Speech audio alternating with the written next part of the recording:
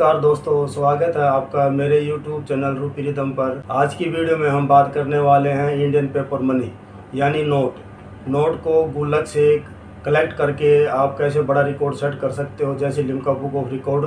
इस बुक के लिए आप नया रिकॉर्ड सेट कर सकते हो या फिर आप ऑलरेडी सेट रिकॉर्ड को ब्रेक कर सकते हो।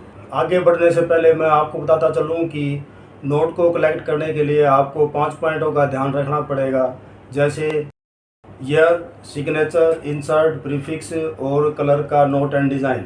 चलिए मैं आपको नोट के फ्रंट साइड और बैक साइड की इम्पोर्टेंट पॉइंट की जानकारी दे देता हूँ।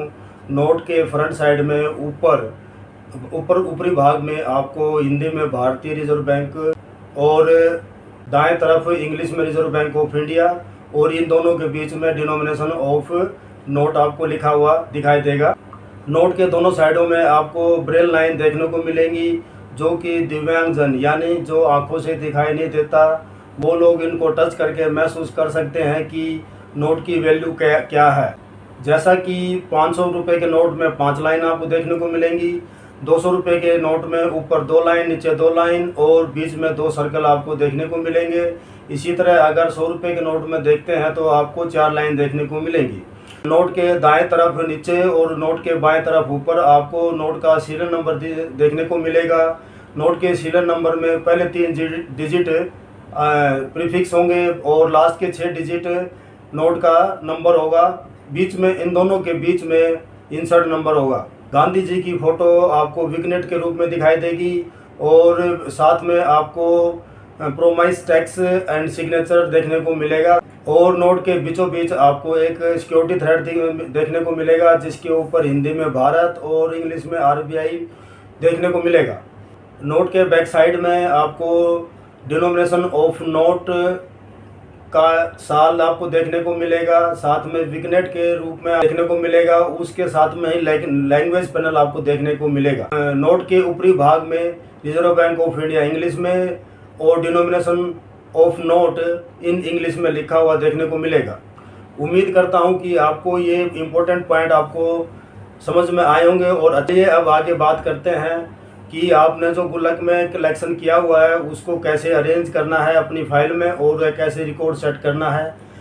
चलिए एक बाय वन एक एक करके हम बात कर लेते हैं। सबसे पहले आता है year of denomination of note. जैसे कि सभी नोट के ऊपर बैक साइड में आपको पहले ही बता चुका हूँ कि डिनोमिनेशन ऑफ नोट ईयर आपको देखने को मिलेगा। आप सभी नोट को आप डिनोमिनेशन जो ईयर वाइज आप छांट लें। जब मैं बात करता हूँ सभी डिनोमिनेशन की, सभी नोट की, तो इससे आप समझ लेना कि मैं जो बात कर रहा हूँ वो 1 रुपये से लेके 500 रुपये तक के सभी नोटों के बारे में जानकारी दे रहा हूँ। इसी तरह आगे बढ़ते हैं। जैसे कि आपने सभी डिनोमिनेशन को अलग अलग छांट के ईयर वाइज सेट किया है।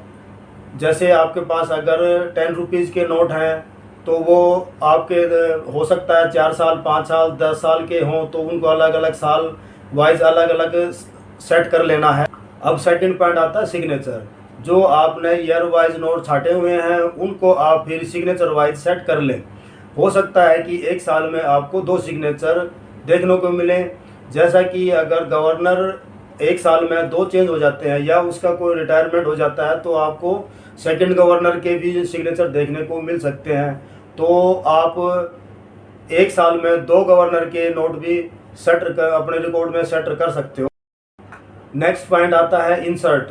नोट का इंसर्ट, जैसे कि मैंने आपको बताया है कि प्रीफिक्स नोट के प्रीफिक्स और नोट के नंबर के बीच में होता है। जो आपने सिग्नेचर वाइज छांट के रखे हुए हैं नोट, उनको आप इंसर्ट वाइज छांट लें और उनको अपने फाइल में अरेंज कर लें।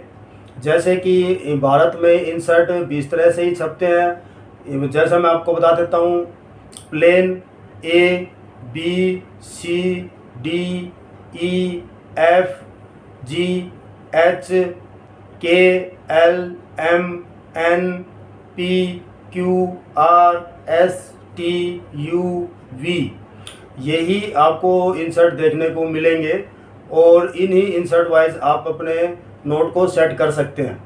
अगला पॉइंट आता है प्रीफिक्स। प्रीफिक्स जैसा कि मैंने आपको बताया ही है कि नोट के सीरियल नंबर के पहले 3 डिजिट आपके प्रीफिक्स होते हैं। तो आप सभी इंसर्ट वाइज छाटे हुए नोटों को प्रीफिक्स देख के उसको अलग अलग सेट कर सकते हो। मैं आपको यहाँ बता देना चाहता हूँ कि एक प्रीफिक्स के 10 लाख नोट आपको देखने को मिलेंगी। और इसी प्रकार हम अब बात कर लेते हैं अगले पॉइंट की। अगले पॉइंट में आपको नोट की कलर और डिज़ाइन अगर आपको डिफरेंट दिखाई देती है या डिफरेंट मिलता है, वो भी आप अपने कलेक्शन में रख सकते हो और अपना कलेक्शन को बढ़ा सकते हो। जैसे 10 रुपये का नोट आप नोटबंदी से पहले देखेंगे तो अलग डिज़ाइन था, और नोटबंदी के बाद देखेंगे तो आपको अलग डिज़ाइन देखने को मिलेगा। एक ही साल में आपको 2 डिज़ाइन देखने को मिलेंगे। तो इस प्रकार आप दोनों अलग अलग डिज़ाइन को भी आप अपने कलेक्शन में सेट कर सकते हो। अभी जो मैंने आपको बताया है नोट के सिग्नेचर, नोट का ईयर, नोट का इंसर्ट, नोट का प्रीफिक्स, नोट का कलर और डिज़ाइन, ये इन्हीं 5 पॉइंटों पे आप अपने कलेक्शन को आगे बढ़ा सकते हो। और अगर आपको इनमें से कोई भी एक पॉइंट डिफरेंट मिलता है या अलग मिलता है तो वो आप नोट अपने कलेक्शन में अरेंज करके अपना रिकॉर्ड सेट कर सकते हो। उम्मीद है कि आपको सभी पॉइंट अच्छी तरह समझ में आ गए होंगे। अगर फिर भी आपको लगता है कहीं पे भी कंफ्यूज है तो आप कमेंट बॉक्स में कमेंट करके मेरे से आप डायरेक्ट पूछ सकते हो और सभी के डाउट क्लियर करने की कोशिश करूंगा। करता हूं कि आपको यह वीडियो अच्छी लगी होगी तो आप लाइक ज़रूर करें। और अगर आप ऐसी ही ज्ञानवर्धक वीडियो और देखना चाहते हो तो इस चैनल को आप सब्सक्राइब करना ना भूलें। अगर आपको लगता है कि यह जानकारी आपके दोस्तों और आपके परिवार तक पहुंचनी चाहिए तो आप इस वीडियो को शेयर ज़रूर करें, क्योंकि आपका हर एक शेयर उस हर आदमी को जागरूक करेगा जो नया करना चाहता है। आज की वीडियो में बस इतना ही, और मैं भगवान से प्रार्थना करता हूं कि आप खुश रहें, मस्त रहें, स्वस्थ रहें और कुछ नया करने की कोशिश ज़रूर करते रहें। धन्यवाद।